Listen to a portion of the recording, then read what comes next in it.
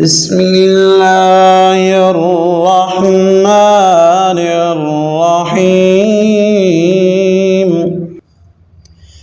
اذهب إلى فرعون إنه طغى فقل هل لك إلى أن تزكى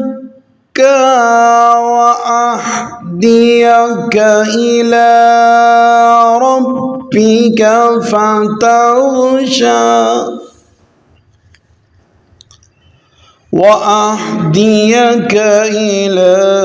ربك فتخشى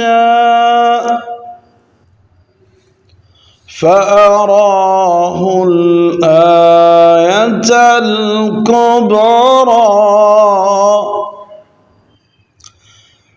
فكذب وعصى